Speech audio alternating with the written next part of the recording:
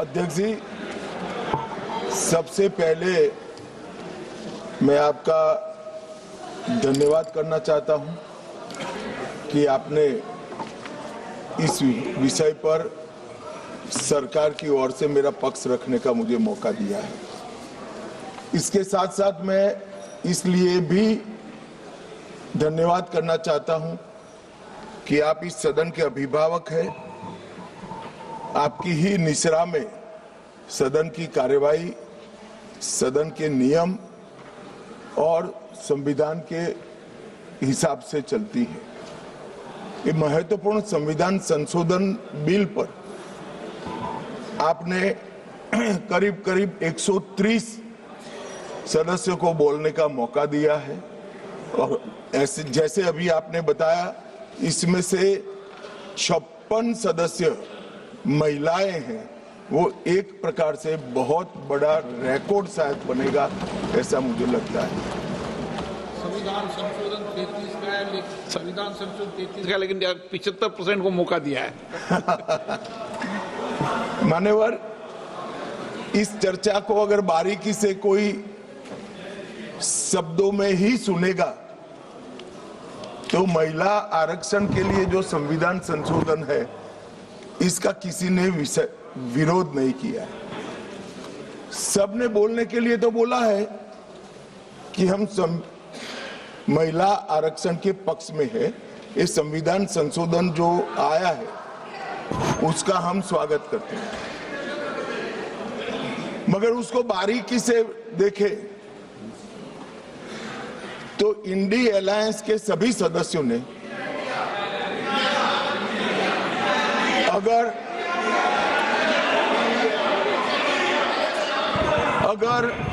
मगर किंतु परंतु इसका उपयोग कर स्पष्ट रूप से महिला आरक्षण का विरोध किया है।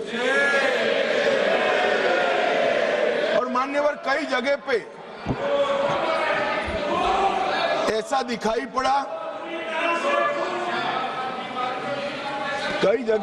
दिखाई पड़ा, कि विरोध हमारे दृष्टिकोण की जगह हमारे इम्प्लीमेंटेशन के तरीके पर है। परंतु मैं इस सदन के माध्यम से देश की जनता के सामने स्पष्ट करना चाहता हूं कि ये जो विरोध है वो इम्प्लीमेंटेशन का नहीं है। ये विरोध केवल और केवल महिला आरक्षण का ही विरोध किया। और मान्यवर,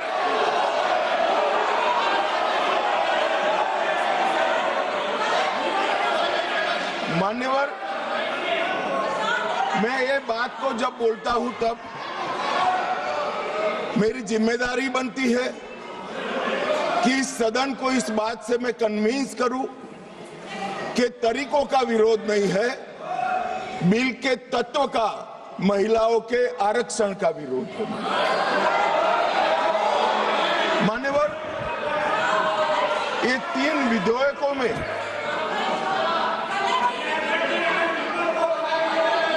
अरे धैर्य रखो भैया, धैर्य रखो। अखिलेश जी समझाओ जरा। मान्यवर, ये 3 बिलों में इसका उद्देश्य मैं स्पष्ट करना चाहता हूं। पहला उद्देश्य है सरकार का और हमारे नेता नरेंद्र मोदी जी का कि महिला सशक्तिकरण करने वाले इस संविधान सुधार को समयबद्ध तरीके से लागू कर 29 का चुनाव महिला आरक्षण के साथ कराया जाए। इसका दूसरा उद्देश्य है एक व्यक्ति, एक वोट और एक मूल्य। इस सिद्धांत हमारे ये लोकतंत्र की नींव में जो हमारी संविधान सभा ने तय किया था, वो सिद्धांत के स्पिरिट को यहां पर लागू किया गया। मान्यवर, ये पूरे सदन में 543 सदस्य बैठते हैं। किसी की सीट में वोटर्स की संख्या 39 लाख है, किसी की 60,000, और ढेर सारी सीटें ऐसी हैं जो 70 के दशक में फ्रीज हो गए, तब से लेकर आज तक इतनी बड़ी हो गई है कि सांसद अपने मतदाता को अपना मुंह भी नहीं दिखा सकता, क्योंकि इतनी बड़ी आबादी को वो कैसे संभाल पाए। मान्यवर, जो मतदाता है उसकी अपेक्षाएं होती है, उनकी समस्याएं होती है, और समस्याओं के निराकरण के लिए वो सांसद के पास भी जाना चाहता है, मिलना भी चाहता है। क्या इस सदन में जो विरोध करते हैं उसमें से कोई मुझे समझा सकता है कि जिस सांसद के कॉन्स्टिट्यूएंसी में 39 लाख वोटर हो, वो किस प्रकार से अपनी सांसद की जिम्मेदारी का निर्वहन करेगा? और इसी विषय को दृष्टिगत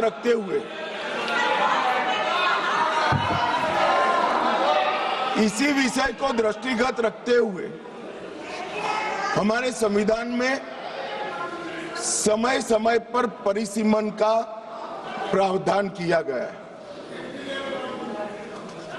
और परिसीमन के प्रावधान से ही एससी और एसटी जिसकी संख्या बढ़ती है उसकी सीटें भी बढ़ने का प्रावधान है।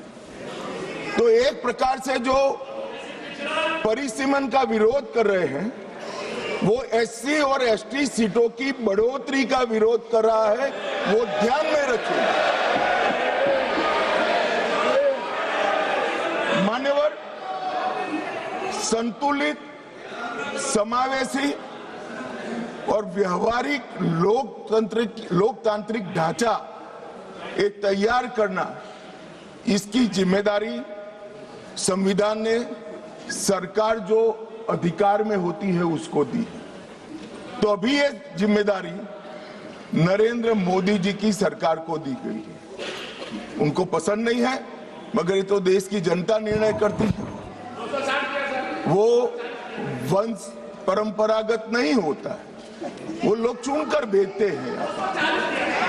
संघीय संतुलन बनाने रखना, लोकसभा में जनसंख्या के अनुरूप प्रतिनिधित्व आना और राज्यों की शक्तियों के बीच में भी संतुलन बनाना, ये परिसीमन के उद्देश्य संविधान सभा की चर्चा और हमारे संविधान में परिसीमन का जो जिक्र है उसमें कहे। इसके साथ साथ नए भूगोल, प्रशासनिक वास्तविकताओं और शहरीकरण और रोड, रास्ते, रेल से बढ़ी हुई कनेक्टिविटी और नए जिले, ये सबका संज्ञान परिसीमन में लेना होता है, क्योंकि ये सारी चीजें सांसद को अपनी ड्यूटी का निर्वहन करने के लिए बहुत जरूरी है।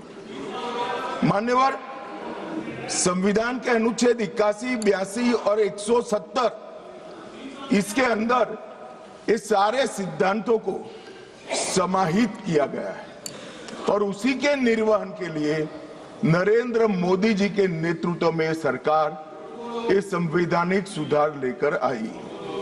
महिला सशक्तिकरण, समान प्रतिनिधित्व और संतुलित संघीय ढांचे का निर्माण करने की जिम्मेदारी के निर्वहन से ही आए। मान्यवर, कई सारे सदस्यों ने अनेक प्रकार की आशंकाएं व्यक्त की।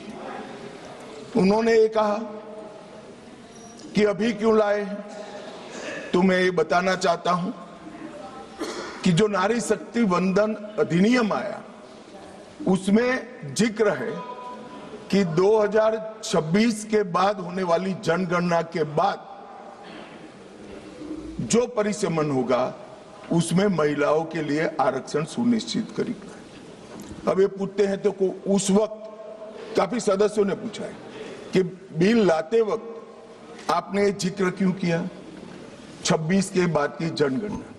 मान्यवर, हमने नहीं किया है। 71 में इनकी सरकार थी, इंदिरा जी की सरकार थी, तब इसको फ्रीज कर गई थी और वो फ्रीज के कारण हमें इसका जिक्र करना पड़ा। वो फ्रीज की हुई सीटों की संख्या उठाते हैं तभी ये नारी शक्ति वंदन अधिनियम का इम्प्लीमेंटेशन होता है, इसलिए हम लेकर आए। और 71 से अब तक सीटों की संख्या फ्रीज रही और चलते चलते चलते मैं कुछ सीटों का नाम बोलना चाहता हूं माननीय। मलकाजगिरी तेलंगाना 48 लाख संख्या मतदाताओं की, बेंगलुरु उत्तर 29 लाख संख्या, बेंगलुरु दक्षिण 29 लाख संख्या, गाजियाबाद जहां से कभी रक्षा मंत्री जी भी सांसद रहे 28 लाख संख्या, उत्तर पश्चिम दिल्ली 27 लाख संख्या। 127 सीटें ऐसी है मान्यवर जिसमें 20 लाख से ज्यादा वोटर्स है, 20 लाख से ज्यादा। अब मुझे कोई बताए भला, जहां 48 लाख वोटर है वो सांसद कैसे 48 लाख मतदाताओं की अपेक्षाओं के साथ अपने आप को मैच करता है? इसकी पूर्ति अरे अखिलेश भाई, एक लेवल की बात चल रही है यार, कहां केंद्रीय विद्यालय कर रहे हो अभी? इसका समय आएगा।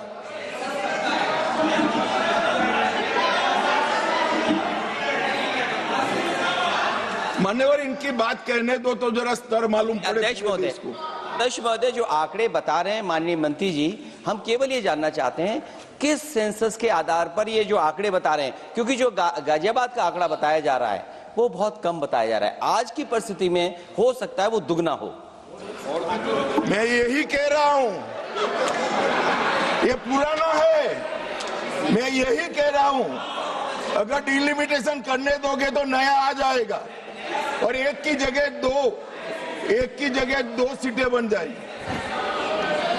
मान्यवर, उनको ये भी पता नहीं है कि वो अपने स्टैंड के पक्ष में आर्ग्यूमेंट दे रहे हैं या विपक्ष में दे रहे हैं। मान्यवर, 127 सीटें ऐसी हैं जहां 20 लाख से ज्यादा वोटर। अब इसमें एक व्यक्ति, एक मत और एक मूल्य, इस सिद्धांत का पूर्णतया उल्लंघन होता है। कहीं पर तो 45 लाख मतदाताओं के समूह को एक प्रतिनिधि मिला है और कहीं पर 6 लाख मतदाताओं के समूह को एक प्रतिनिधि मिला है। तो मत का मूल्य जो एक होना चाहिए वो नहीं हुआ है मान्यवर। और मैं विश्वास दिलाता हूं कि डिलिमिटेशन के लिए ये लोग सहयोग कर दे, हमें भरोसा करें और डिलिमिटेशन करने दे तो ये मूल्य एक समान हो जाए।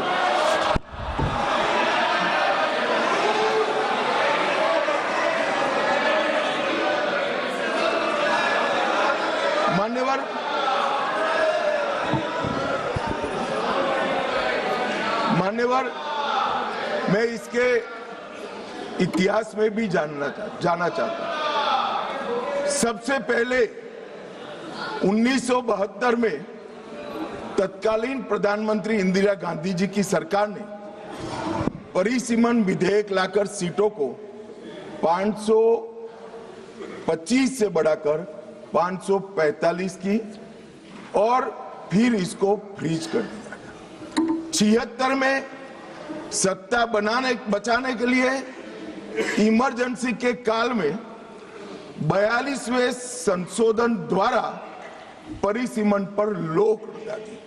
अब इंदिरा जी तो प्रधानमंत्री थी, कानून लाकर रोक लगाई परिसीमन पर। और ये देखिए साहब कितने शक्तिशाली है, विपक्ष में बैठकर परिसीमन पर रोक लगाना चाहते हैं। मगर उस वक्त भी कांग्रेस पार्टी ने ही परिसीमन से देश की जनता को वंचित रखा था और आज भी कांग्रेस पार्टी ही परिसीमन से वंचित रख रही है। मान्यवर, 2001 में 84वां संशोधन हुआ और 2026 तक सीटों की संख्या को फ्रीज कर दिया गया। तो ये जो कह रहे हैं कि नारी शक्ति वंदन अधिनियम में 2026 कहां से आया, तो वो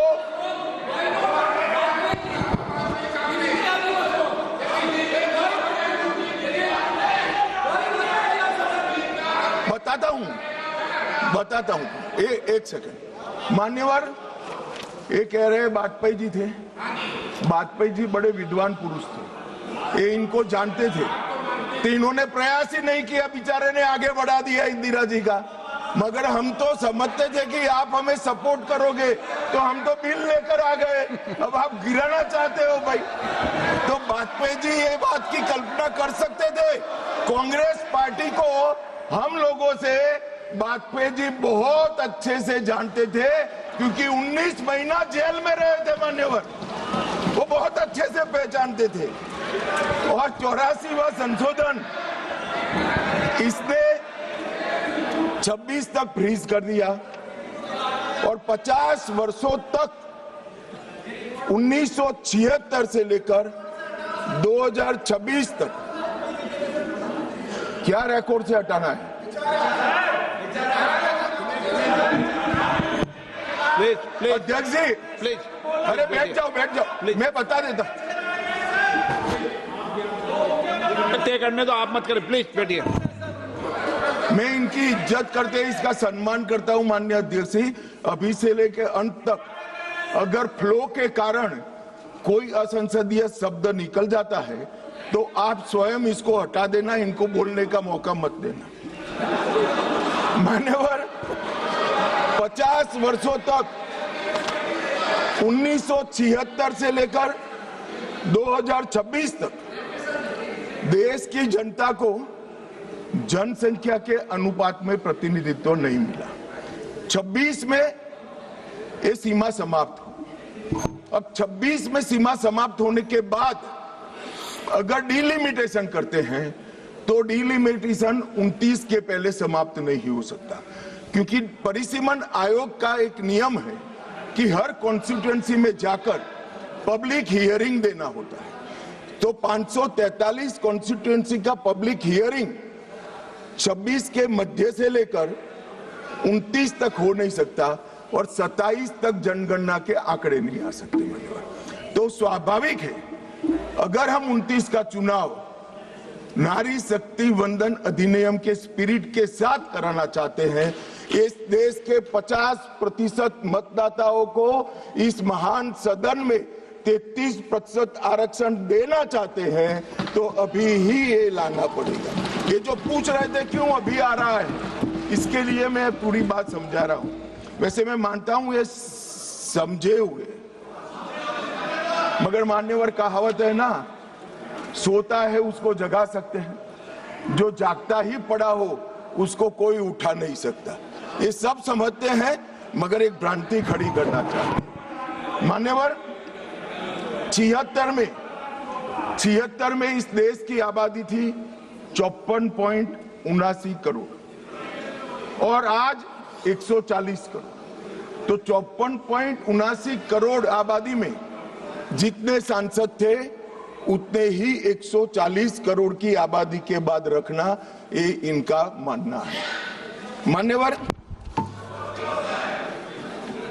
आर्ग्यूमेंट क्या दिए गए कि सबको बोलने का कम मिलेगा, 0 ओवर में मौका नहीं मिलेगा। मान्यवर, सरकार का दायित्व है कि सदन के सदस्यों की संख्या बढ़ेगी तो सरकार सदन के दिनों की संख्या भी बढ़ाएगी। और मान्यवर, आप तो बड़े दयालु हो, रात को 12-12 बजे तक सबको 0 ओवर का मौका देते हैं। और एक तीसरा भी तरीका है साहब, तीसरा भी तरीका है कि अभी जो समय राहुल गांधी जी के अप्रोच के कारण जाया जाता है वो राहुल जी भी बंद कर दे तो अपने आप बोलने का सबको टाइम मिल जाएगा। ये विरोध कर स्थगन करा कर जो समय बेकार कर देते हैं, वो अगर वो भी बंद कर दे तो कुछ सरकार बढ़ाएगी, कुछ राहुल जी बढ़ाएंगे और कुछ आप बढ़ा लोगे, तो समय की चिंता किसी को करने की जरूरत नहीं है। मान्यवर, परिसीमन आयोग वो एक प्रकार से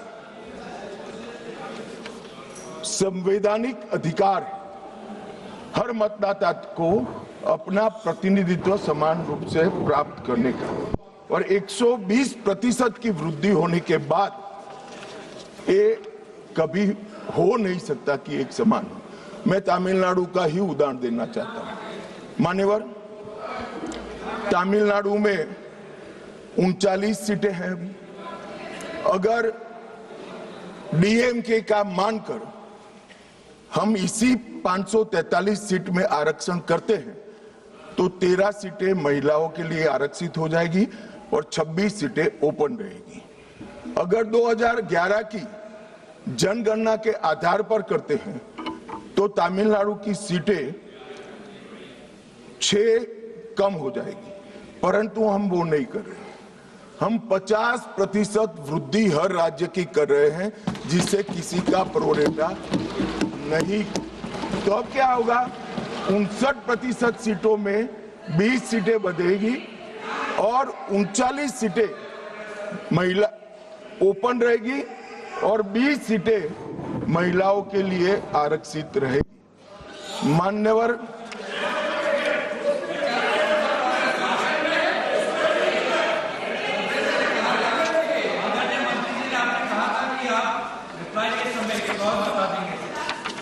अभी कहां समाप्त हुआ है भाई? आप भी राहुल जी की तरह मेरे बोलने का क्रम आप तय करो। नहीं तो कोई आपत्ति नहीं है, मैं दूंगा ना, इससे भी अच्छी दरखास्त दूंगा, चिंता मत करो। और मान्यवर, कुछ सदस्यों ने सवाल उठाया कि जनगणना क्यों समय पर नहीं हुई। मान्यवर, सबको मालूम है कि 21 में जनगणना होनी थी और 21 में इस सदी की सबसे बड़ी महामारी आई, कोविड का संकट आया और कोविड के संकट के कारण जनगणना संभव नहीं हो पाई। कोविड का संकट समाप्त होने के बाद देश को काफी समय लगा इसमें से उभरने में, और जब 24 में जनगणना की शुरुआत हुई तब कुछ दलों ने उचित ही मांग करी कि भाई जाति के आधार पर जनगणना करनी चाहिए। सरकार ने अनेक दलों के साथ चर्चा की, अनेक जाति समूहों के साथ चर्चा की, कई सारे सामाजिक ग्रुपों के साथ चर्चा की, कुछ सरकारों से भी चर्चा करी, राज्य सरकारों से, और बाद में निर्णय करा 25 में कि हम जाति जनगणना कराएंगे। मान्यवर, और ये निर्णय होने के बाद अब जो जनगणना हो रही है उसमें जब व्यक्तियों की गणना होगी तब जाति का कॉलम आने वाला है और जाति की गणना भी होगी, ये सुनिश्चित है।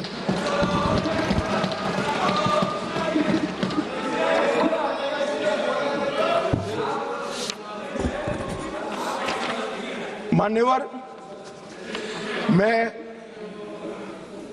मैं पहले भी जो जनगणना हुई है कांग्रेस पार्टी के समय में, इसके भी प्रश्नोत्तरी को स्टडी किया हूं। जब बिल्डिंग की जनगणना होती है उस वक्त जाति जनगणना तो ये करते ही नहीं थे, परंतु धर्म भी नहीं पूछा जाता था और कुछ नहीं पूछा जाता था। मगर जब व्यक्ति की जनगणना होती है तब ये सारे सवाल आते हैं, कितना पढ़े लिखे हो, कब जन्म हुआ था, धर्म क्या है। अब ये भी पूछेंगे कि जाति क्या है। इसमें किसी को संशय करने की जरूरत नहीं है। नरेंद्र मोदी जी ने दूरदर्शिता के साथ आपको पहचान कर कैबिनेट प्रस्ताव में जनगणना की जाति के साथ होगी वो प्रस्ताव पारित किया। तो इसमें कोई कंफ्यूजन रखने की। पीयूष भाई, क्या अपेक्षा रख रहे हो? ये जाति जनगणना की डिमांड नहीं कर रहे हैं, हमें उलझाना चाहते हैं। अब पीयूष भाई बेचारे भोले हैं, वो कहते हैं कि जाति जनगणना की घोषणा करे, ताली बजाओ। हम कर रहे हैं तो ये ताली नहीं बजाएंगे। उनको जाति जनगणना से कोई लेन देन नहीं है, उनको यहाँ बैठने से लेन देन है जो नहीं होने वाला है भैया। अभी मान्यवर, मैं फिर से एक बार 140 करोड़ की जनता के मन में किसी की भी प्रकार का भ्रांति, कंफ्यूजन न हो, इसलिए स्पष्ट करना चाहता हूं कि नरेंद्र मोदी जी की कैबिनेट ने जाति जनगणना का जो निर्णय किया है, वो कैबिनेट प्रस्ताव में 26 की जनगणना जाति के साथ कराने का निर्णय किया है। और मान्यवर,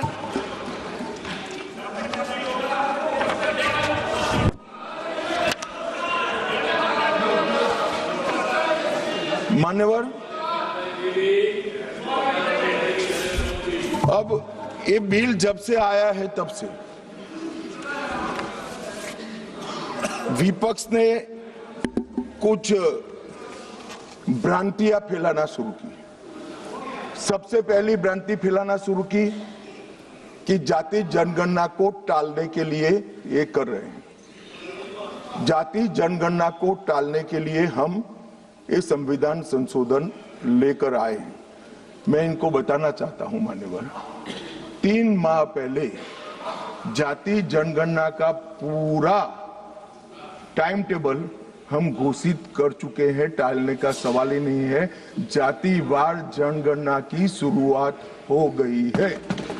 उसका पहला चरण जो है वो अभी चल रहा है। फिर आए कि दक्षिण को अन्याय हो जाएगा।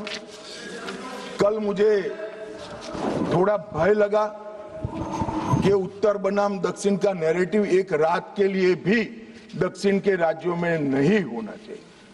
मैं फिर से स्पष्ट कर देता हूं, दक्षिण का राज्यों का इस सदन पर इतना ही अधिकार है जितना उत्तर के राज्यों का अधिकार है।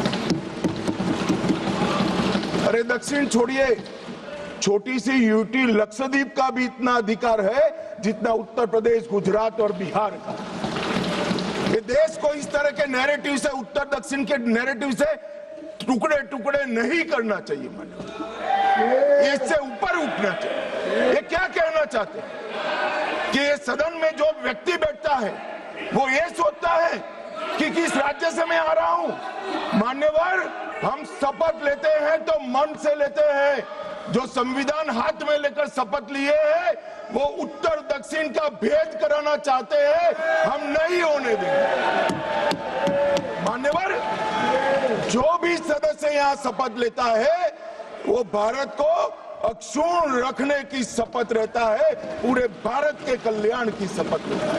वो अपनी कॉन्स्टिट्यूएंसी, अपना राज्य, अपना धर्म, अपनी जाति की शपथ नहीं लेता है। और ये क्या नैरेटिव फैलाया, और ये मानते हैं कि ये नैरेटिव से हमारी पॉपुलैरिटी हो जाएगी, बाल सफेद हो जाएंगे, या नहीं बैठ पाओगे। नहीं हो पाए। देश के अंदर विभाजन कर कर कोई सत्ता प्राप्त नहीं कर सकता।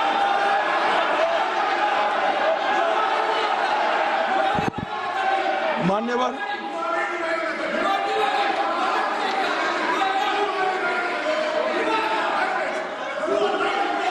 बैठ जाओ। इतना गुस्सा क्यों खा रहे हो? इतना गुस्सा मत खाओ प्लीज, प्लीज। इतना सदन में, मारन जी, सदन में इतना गुस्सा नहीं करते हैं, शांत।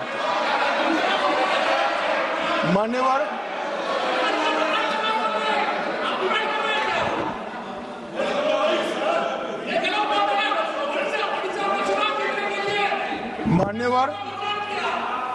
मान्यवर, जोर से बोलने से, बोलना है आपको, मैं बैठ जाता हूं, बोलो चलो। नहीं, उनको बोलने दीजिए ना प्लीज। नो नो,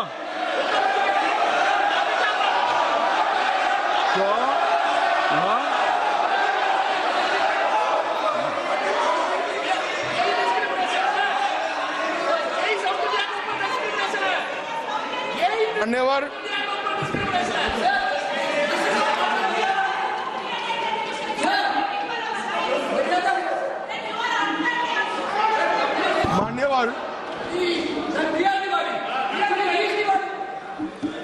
मान्यवर,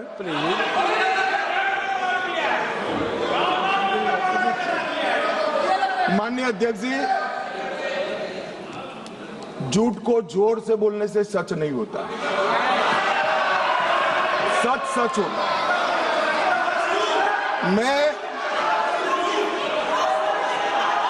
मैं बड़ी शांति से समझा रहा हूं कि ये परिसीमन आयोग और संवैधानिक सुधार के लिए ये नैरेटिव फैलाया जा रहा है। आज भी सभी लोग बोले हैं कि इससे दक्षिण के राज्यों का प्रतिनिधित्व की दृष्टि से नुकसान होगा। मैं ये बात कर रहा हूं, वो हकीकत नहीं है। अब जब मैं हकीकत नहीं है कहता हूं तो कल मैंने डिटेल बताया था, मगर फिर भी भाषण पढ़े जाते हैं फ्यूचर में। ये नैरेटिव तोड़ने के लिए जरूरी है कि मैं एक लाइन में समझाऊंगा। कर्नाटक, आंध्र प्रदेश, तेलंगाना, तमिलनाडु और केरला, 4-5 राज्यों का जो काल्पनिक एक दक्षिण उत्तर करा है, इसके 5 राज्य है, उसकी 543 सीटों में अभी स्ट्रेंथ है 129। अब 129 जो स्ट्रेंथ है 543 के प्रतिशत निकालते हैं तो 23.76% होती है। अब 50% वृद्धि कर जब ये 5 राज्यों की सीटों का हम आवंटन करते हैं तो 129 से बढ़कर 195 होती है। 129 के बढ़कर सीटें 195 होगी, जिसका 816 में प्रतिशत भार निकालते हैं तो 23.87 आएगा। तो पहले 23.76 था और अब थोड़ा सा बढ़कर 23.87 होगा। इसलिए मैं कह रहा हूं किसी का नुकसान नहीं। मान्यवर, कुछ सदस्यों ने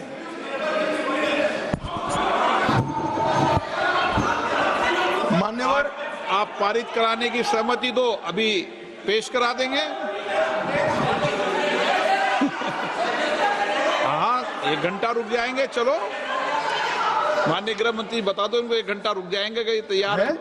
50% का बिल 1 घंटा रुक जाएंगे। पेश तैयार हो तो कर दें इनको। 1 सेकंड बैठ जाओ। बैठो। राजा जी, एक मिनट मुझे सुनो। बता दो इनको। अगर इस बिल का विरोध करने का कारण 50% लिखित में चाहिए तो 1 घंटा सदन बंद कर दिए। मैं ऑफिशियल अमेंडमेंट लेकर आता हूं मान्यवर, मगर बिल पारित करने का वो वादा करते हैं। अब वेणुगोपाल जी बताए क्या बिल पारित करेंगे? चलिए, सहमत हो? सदन में बात कर लेते। सहमत हो? अभी अमेंडमेंट लाएंगे। चलो सर, शुरू करते आगे। सर last minute, हाँ sir, last minute, yesterday onwards, when the bill introduced itself, entire opposition demanding we want this to be in the legislation. Number 2, the constitutional protection of the delimitation to the states, number of the seats in the state should be protected. We are asking the Home Minister whether are you ready to dealing the delimitation process along with the women reservation, number 1. Number 2, if you are ready to include the number of seats in each state by in legislation by 50%, these 2 things, are you ready? Sir, अब बैठ जाओ। हो गए भाई, तेरा नेता बोल लिया।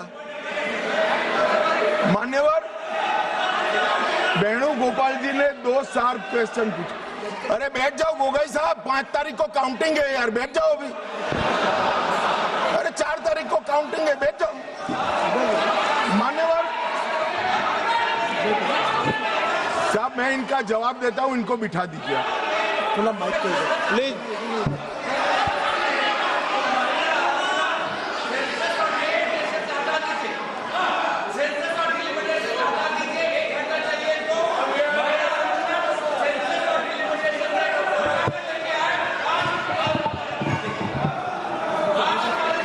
अखिलेश जी से पूछ लेना।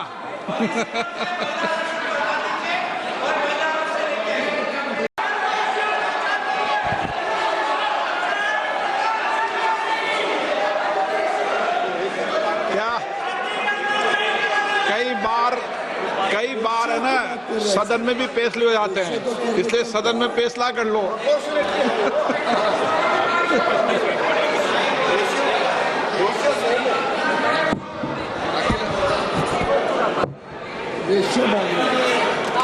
माइक ही नहीं। अध्यक्ष महोदय, क्योंकि आपने कहा और माननीय मंत्री जी कुछ बात रख रहे हैं और हमारी तरफ से कोई बात आई है, अभी तक 11 साल का जो अनुभव है लगभग, अध्यक्ष महोदय, अगर भारतीय जनता पार्टी ये लिख करके दे देगी कि हम महिला प्रधानमंत्री बनाएंगे, तब भी हम इन पर भरोसा नहीं करेंगे। मान्यवर, इसलिए ऑफिशियल अमेंडमेंट मैं बाद में इसका जवाब देता हूं। मान्यवर, मैं इस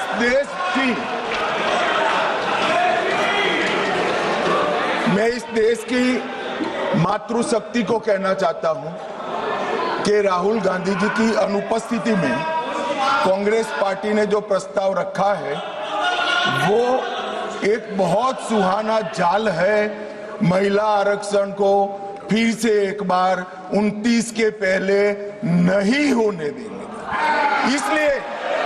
इसलिए मान्यवर, ये जो कहते हैं कि हमारे राज्यों का समान भार होना चाहिए, मैं सहमत हूं।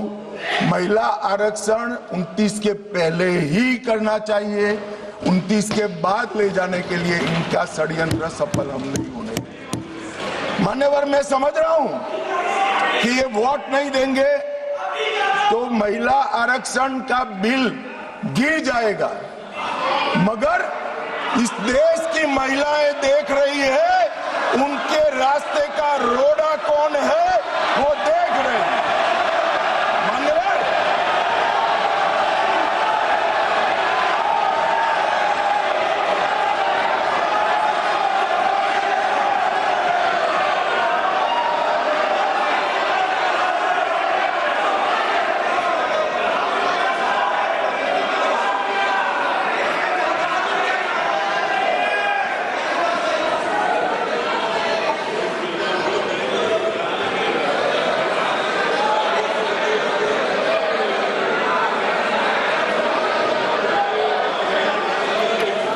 मान्यवर, यहां पर तो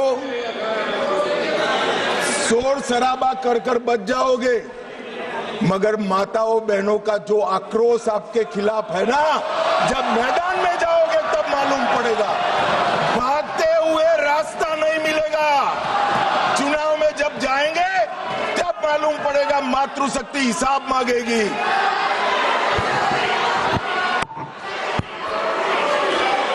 मान्यवर, यहां कुछ सदस्यों ने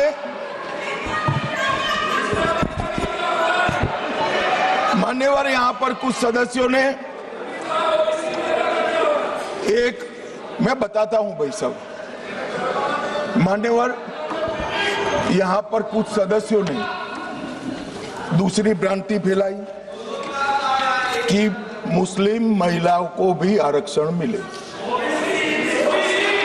अरे आता हूं भाई, आता हूं। पहले अखिलेश बैठे हैं तो पहले उनकी बात करूं ना, पहली बेंच पर बैठे देखो। मान्यवर, मैं यहां सरकार की, संविधान की और भारतीय जनता पार्टी की नीतियों की पॉलिसी के बारे में स्पष्ट करना चाहता हूं। भारतीय संविधान धर्म के आधार पर आरक्षण को स्वीकार नहीं करता है। मान्यवर, इसके दो कारण हैं। पप्पू सुन लिया ना, अब शांति रखो, ठंड रखो यार, चलो। मान्यवर, आरक्षण पाने की योग्यता पहला कारण है। आरक्षण पाने की योग्यता ऐसी नहीं होनी चाहिए जिसको कोई प्राप्त कर सके। ये संविधान की बात मैं कर रहा हूं। अगर आज कोई अन्य धर्म का व्यक्ति है जिसको आरक्षण मिलता है, यहां नहीं मिलता है, और अगर वो मुस्लिम बन जाता है तो उसको आरक्षण मिलेगा। तो आरक्षण जन्म से ही मिलता है मान्यवर, किसी प्रकार से प्राप्त नहीं किया इसलिए वहां पर उसको सील किया है। और दूसरा, ओवैसी जी ध्यान से सुनना, दूसरा अनुच्छेद 15(4) के अनुसार आरक्षण उन लोगों के है, उन लोगों के लिए है जो सामाजिक और शैक्षिक रूप से पिछड़े वर्ग में आते हैं या अनुसूचित जाति और अनुसूचित जनजाति में पैदा हुए हैं। अनुच्छेद 16(4) इसके तहत आरक्षण पिछड़े वर्ग को, नागरिकों को दिया जाता है। अब संविधान में कहीं पर भी धर्म के आधार पर आरक्षण देने की मान्यता नहीं है। ये इंडी अलायंस वालों ने अपनी तुष्टीकरण की राजनीति के कारण इस देश में मुस्लिम आरक्षण की डिमांड खड़ी करना चाहते हैं और इस संविधान की बात करते हैं। कोई भी संविधान पढ़कर बता दे मुझे, संविधान के किस आर्टिकल से धर्म के आधार पर आप आरक्षण करोगे? कोई बता दे मुझे, एक भी आर्टिकल में कोई प्रोविजन नहीं। मान्यवर, इसलिए भारतीय जनता पार्टी, हमारी सरकार, दोनों का नीति स्पष्ट है। जो संविधान सम्मत नहीं है वो धर्म के आधार पर आरक्षण हम ना भी देंगे, ना कभी किसी को देने देंगे।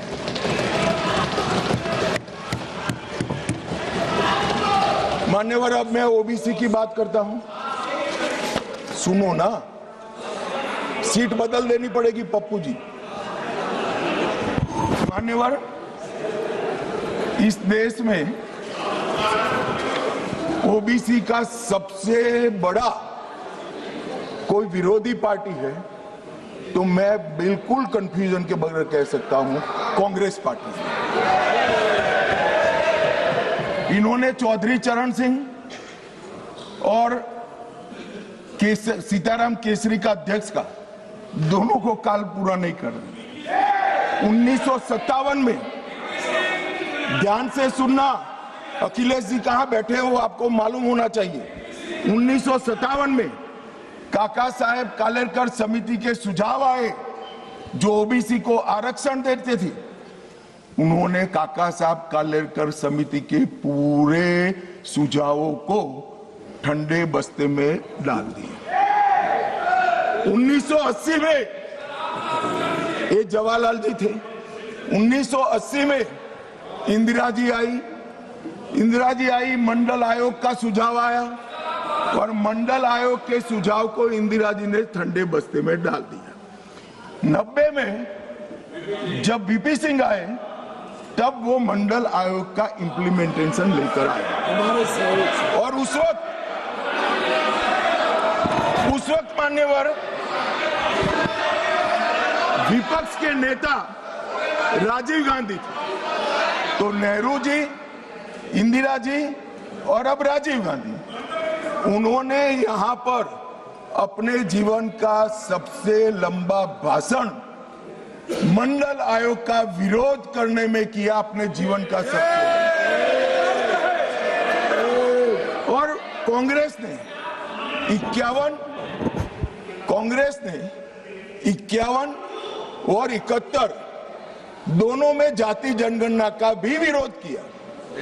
मान्यवर, अब क्योंकि अब मेल नहीं खा रहा है, 15-20 बार चुनाव हार गए, तो अब ये ओबीसी के हितैषी बनने आए। मान्यवर, मैं आज आपके सामने कहना चाहता हूं, कांग्रेस पार्टी ने अब तक एक भी ओबीसी का प्रधानमंत्री नहीं दिया। भारतीय जनता पार्टी ने नरेंद्र मोदी और अति पिछड़ा समाज के व्यक्ति को प्रधानमंत्री बनाया। मान्यवर, इन्होंने काका साहेब कालेलकर समिति में विरोध किया, मंडल आयोग के रिपोर्ट को इंदिरा जी ने ठंडे बस्ते में डाला और जब लागू होता था राजीव गांधी जी ने भी विरोध किया। मान्यवर, मैं आज बताना चाहता हूं कि नरेंद्र मोदी सरकार में 27 मंत्री ओबीसी समुदाय में है जो 40% होता है। मान्यवर नरेंद्र मोदी सरकार ने ओबीसी कमीशन को संवैधानिक मान्यता दी। नरेंद्र मोदी सरकार ने ओबीसी की सूचियों को संशोधित करने का अधिकार राज्यों को देकर एम्पावरमेंट करा और 14 से 18 के बीच में 16 जातियों को ओबीसी जनजाति में क्या है। अरे मेरा हो जाने के बाद पूछिए ना। माननीय गृह मंत्री जी, माननीय गृह मंत्री जी, क्या कह रहे हैं? बाद में यू कैन आस्क लेटर।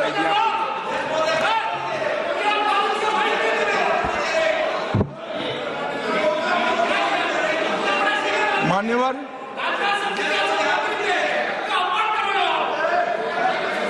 मान्यवर और जाति जनगणना चल रही है। जाति जनगणना का रिपोर्ट भी जाति के साथ ही आएगा। इस पर सदन विचार करेगा और जब विचार करेगा जो सामूहिक मन बनेगा, भारतीय जनता पार्टी की सरकार इसके साथ आगे बढ़ेगी। इसमें किसी को संशय रहे। मान्यवर, उनके लिए चुनाव जीतना सर्वोपरि है, हमारे लिए राष्ट्र सर्वोपरि है और राष्ट्र की जनता सर्वोपरि। राष्ट्र की जनता का प्रतिनिधित्व और इसकी भागीदारी का हित सबसे जरूरी है और संविधान को लागू करने के लिए जवाबदेही, पारदर्शिता और समान अवसर और न्याय की रक्षा ये हमारे लिए बेहद जरूरी है। मान्यवर, इसलिए मैं इन लोगों को कहता हूं, कांग्रेस के मित्रों को विशेष कर कि सिर्फ भाषण में नारे लगाने से इस देश का पिछड़ा वर्ग आपको हितैषी नहीं मानेगा। 1947 से लेकर 2014 तक आप ओबीसी का विरोध करते रहे। जब ओबीसी के बगैर सत्ता नहीं मिलेगी इसका परिचय आ गया, प्रधानमंत्री भारतीय जनता पार्टी ने ओबीसी बनाया, तब आप ओबीसी की माला जप रहे हो। मान्यवर, ये दिखावटी प्रेम जो है वो इस देश का पिछड़ा भी जानता है और पूरे देश की जनता भी जानती है और आज से देश की महिला भी जानेगी कि हमारा अधिकार कांग्रेस पार्टी ने छीना।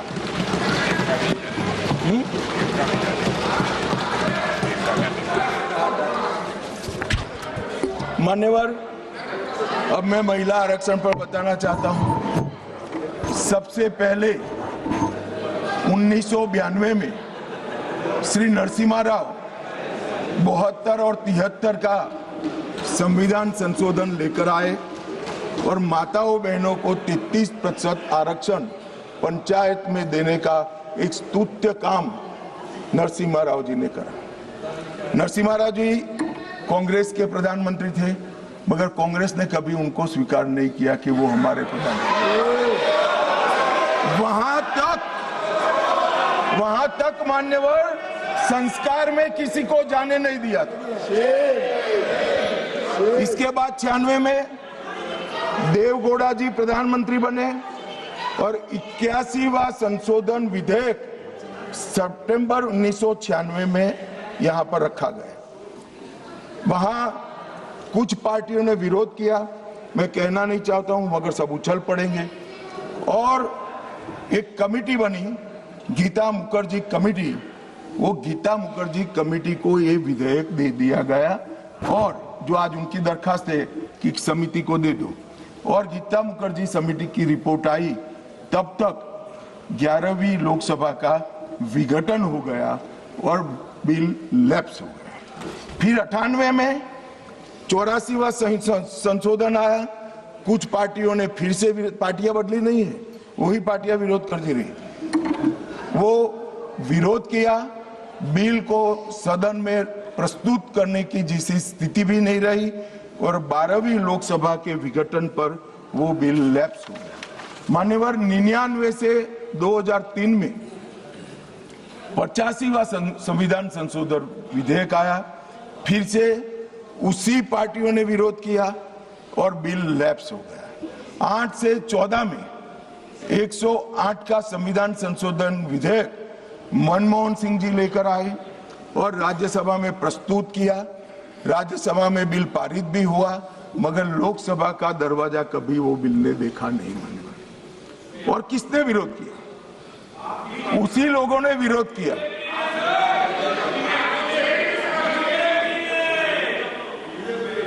मान्यवर, मैं रिकॉर्ड क्लियर करना चाहता हूं, भले माइक के बगैर बोले हैं, बीजेपी ने इस बिल का कभी विरोध नहीं किया। ये रिकॉर्ड में क्लियर करना चाहता हूं। मान्यवर, जब ये लोकसभा में आया तब सरकार को समर्थन देने वाली पार्टियों ने इसका विरोध किया। ये मानो अभी कांग्रेस पार्टी कर रही तो हम नहीं समझा सकते, मगर भला लल्लन सिंह जी कैसे विरोध करेंगे? ये तो हमारे साथ है, ये तो बिल का समर्थन करेंगे। मान्यवर, कांग्रेस पार्टी के समर्थक पार्टियों ने मनमोहन सिंह सरकार का ये बिल का विरोध किया। इसका स्पष्ट अर्थ है कि सरकार के इशारे पर सरकार के हिस्सा बनी हुई पार्टियों ने लोकसभा में ये बिल को पेश नहीं किया। और 2023 में मोदी जी जानबूझकर 2023 में विधेयक लाए।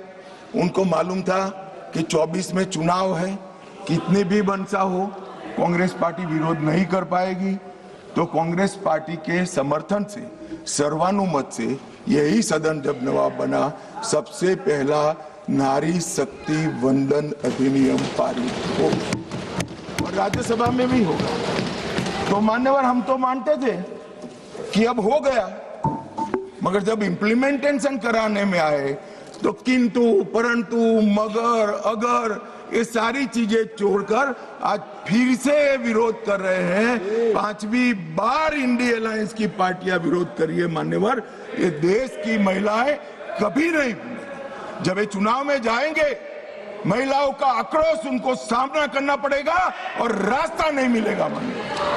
मान्यवर, ये बदलाव की जरूरत क्या है? पहली लोकसभा में 22 महिला सदस्य चुनकर आए, छठी में 19 आए, 8वीं में 44 आए, 14वीं में 51 आए, 17वीं में रिकॉर्ड 78 महिला सदस्य चुनकर आए और 18वीं में 75 महिला सदस्य चुनकर आए। मान्यवर, ये आंकड़े जो है वो हमारी माताओं बहनों की राजनीति में हिस्सेदारी लेने की उत्सुकता को प्रदर्शित करते हैं। यहाँ पर महिला सांसदों ने, आपने कई बार मौका भी दिया, आज भी दिया, बहुत अच्छा प्रदर्शन किया। बिल के विषय पर बोलकर, जो विषय पर चर्चा हो इस पर बोलकर बहुत अच्छा प्रदर्शन किया है। मान्यवर, हमने लेटर एंड स्पिरिट में ये महिला आरक्षण का, विमेन लेड डेवलपमेंट का हमने अनुसरण किया है। प्रधानमंत्री जी के पहले मंत्रिमंडल में 10 महिलाएं थी और ये कह रहे थे अखिलेश जी कि आपने सिर्फ एक ही मुख्यमंत्री दिया है। हमारे यहाँ सुषमा स्वराज जी दिल्ली की पहली मुख्यमंत्री बनी, उमा भारती जी मध्य प्रदेश की पहली मुख्यमंत्री बनी, वसुंधरा राजे जी राजस्थान की पहली मुख्यमंत्री बनी, आनंदीबेन पटेल गुजरात की पहली मुख्यमंत्री। मान्यवर, एक बात पर मैं ध्यान दिलाना चाहता हूँ, ये सब जगह भाजपा की महिला नेत्रियां पहली, हाँ अभी है, मगर ये तो पहली बार बनी। ये पहली बार बनी, इसका मतलब क्या है? 70 साल में कांग्रेस ने कभी उन राज्यों में महिला मुख्यमंत्री को जगह नहीं दी, इसलिए हमारा नंबर लगा है। और आज भी रेखा गुप्ता जी पहली मुख्यमंत्री नहीं है, तीसरी मुख्यमंत्री के। अरे मैं बोल रहा हूं भाई, पहली मुख्यमंत्री नहीं है ऐसा बोल रहा हूं। अरे सुनो भाई, पहली मुख्यमंत्री नहीं है ऐसा बोल रहा हूं, तीसरी मुख्यमंत्री है। और मान्यवर, हमने इस देश की पहली आदिवासी महिला को द्रौपदी मुर्मू से महामहिम द्रौपदी मुर्मू बना दिया। मान्यवर, हमने 3 दशकों से जो बिल चर्चा में आता था और नूरा कुश्ती वाले प्यार और अभाव से रिजेक्ट हो जाता था, हम इसको लेकर आए। मगर मुझे दुख है कि पहले भी जिस बिल को जिन्होंने पारित नहीं करने दिया, वो ही आज इसका किंतु परंतु अगर मगर से विरोध करने के लिए खड़े हो गए। मान्यवर, आज 14 लाख महिलाएं अब तक जनप्रतिनिधि के रूप में देश में पंचायत में काम कर चुकी है। मान्यवर,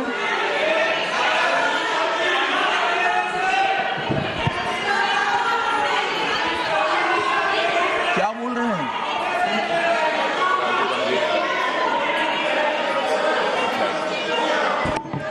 अरे ज्योतिमणि जी, मार्क कट जाएंगे। नरसिम्हा राव जी लाए थे, टिकट कट जाएगी, नरसिम्हा राव का नाम बोलोगी तो।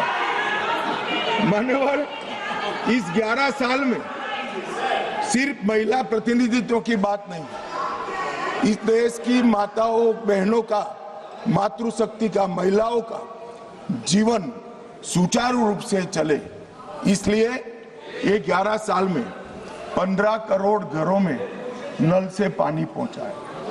मान्यवर, नल से पानी पहुंचता है तो सबसे ज्यादा फायदा माताओं बहनों को। 10 करोड़ महिलाओं को उज्ज्वला दिया गया, 12 करोड़ शौचालय बनाए गए, 7 करोड़ 26 लाख सुरक्षित मातृत्व दिया गया, 52 करोड़ पीएम मुद्रा योजना की महिला साहसिक बनाई गई, 4 करोड़ में से 75% माताओं बहनों को घर देने का काम नरेंद्र मोदी जी ने। और मान्यवर, जेंडर बजटिंग में 97,000 करोड़ का बजट था, नरसिम्हा राव जी ने, निर्मला जी 5 लाख करोड़ का बजट इस देश की महिलाओं के लिए। मान्यवर, हमारे लिए ये कोई मायने नहीं रखता है कि महिलाओं को प्रस्थापित करने के लिए, उनका संबल बनाने, उनके प्रतिनिधित्व देने के लिए और विधायी संस्थाओं में उनकी हिस्सेदारी देने के लिए जिसका भी विरोध का सामना करना पड़े, हम करेंगे, लड़ेंगे और महिलाओं को आरक्षण देकर रहेंगे। मान्यवर, आज मुझे एक पत्रकार का फोन आया कि भाई कल की स्पष्टता के बाद विरोध का तो कोई कारण ही नहीं बनता है,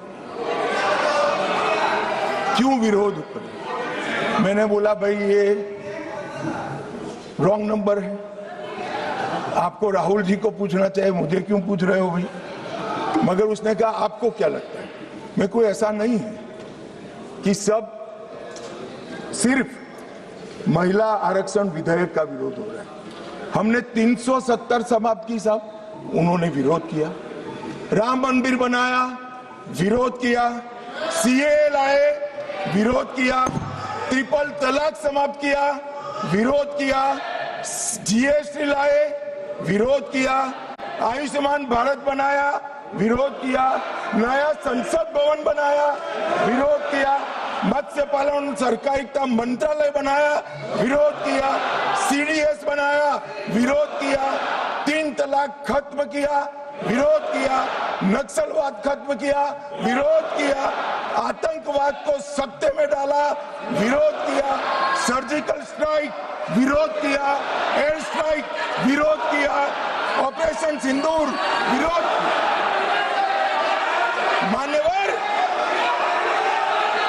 मान्यवर, इन्होंने अच्छे बुरे सोचे बगैर नरेंद्र मोदी जी जो कर रहे हैं इसका विरोध करने का ठान लिया। मुझे तो था आज देश की माताओं बहनों के लिए मान्यवर, मुझे था देश की माताओं बहनों के लिए आरक्षण आ रहा है, ये विरोध आज नहीं होगा, मगर आज भी विरोध कर रहे हैं। मान्यवर, मैं बिल के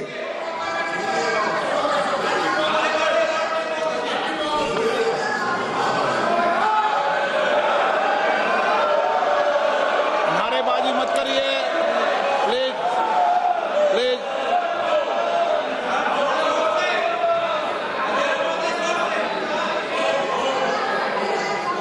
समझदारों को इशारे में कहा जाता है। मान्यवर,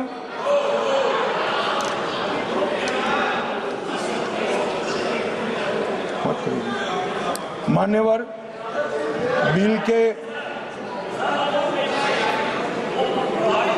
ये कन्विंसिंग कर रहे हैं। सुरेश जी, सुरेश जी, अरे यार छोड़ो। सुरेश जी, कन्विंसिंग मत करो, वोट डरने वाले। मान्यवर, कन्विंसिंग मत ये जो बिल मेरे साथी अर्जुन राम मेघवाल जी लेकर आए हैं, इसमें अनुच्छेद 81/1 में संशोधन प्रस्तावित है। इससे 550 से लोकसभा के सदस्यों की संख्या 850 तक की जाएगी। मान्यवर, अनुच्छेद 81(2)(b) उसको भी कोई बदलाव के बगैर हम कह रहे हैं, इसका जिक्र मैं बाद में करूंगा। अनुच्छेद 81(3) में जनसंख्या को नवीन जनगणना के अनुसार परिभाषित करने का जो है, उसमें हम प्रोविजो क्लॉज लगाते हैं और इसको समाप्त करते हैं। इसके साथ 170A जो राज्य विधानसभाओं की न्यूनतम और अधिकतम सीटों को निर्धारित करता है, उसको जस का तस रखते हैं। 170(2) समानता के सिद्धांत राज्य विधानसभा निर्वाचन क्षेत्रों में जो है, इसके अंदर हम बदलाव करते हैं और ये सारे बदलावों का मूल उद्देश्य है कि 50% सीटें हर विधानमंडल और संसद में बढ़ाकर माताओं बहनों को 33% आरक्षण दिया जाएगा। मान्यवर, मैं अभी बताया कि 2023 में सर्वसम्मति से ये बिल पारित हुआ है, मगर आज किंतु परंतु अगर मगर से कांग्रेस पार्टी पीछे हो रही है। मान्यवर, इसके मुझे दो ही कारण दिख रहे हैं कि ये बिल नरेंद्र मोदी जी ला रहे हैं। अगर ये महिला आरक्षण होता है तो देश की माताओं बहनों में मोदी जी को यश मिला। मान्यवर, मोदी जी ने बड़ा हृदय कर एडवर्टाइज देकर उनको यश देने का कह दिया, फिर भी ये नहीं मानते हैं। मान्यवर, उनको लगता है कि महिलाएं ज्यादा मोदी जी को वोट देती है, उनको क्यों भला रिजर्वेशन दे। तो मैं बताता हूं कि आप रोक नहीं। आज ये 23 में इस सदन में से देश की महिलाओं को जो वादा किया था 23 में 33% आरक्षण का, irrespective of party, irrespective of member, पूरे सदन ने वादा किया था, इससे पीछे हट रहे। मान्यवर, ये पहली बार नहीं हो रहा, ये साहबानों में भी पीछे हट गए, ट्रिपल तलाक में भी पीछे हटे, और अब तक जितनी बार महिला आरक्षण आया वो पीछे हटे। मान्यवर, मैं अभी भी, हमारे नेता ने तो कहा कि भाई अंतरात्मा की आवाज से वोट करिए। ये अंतरात्मा की आवाज का नारा नरेंद्र मोदी जी का नहीं है, इंदिरा गांधी जी का है। मगर मोदी जी को थोड़ा समझ फेर हो गया। उस वक्त विरोध पक्ष में अटल जी, अडवाणी जी थे। यहाँ आत्मा ही नदारद है, अंतरात्मा कहां से लाना।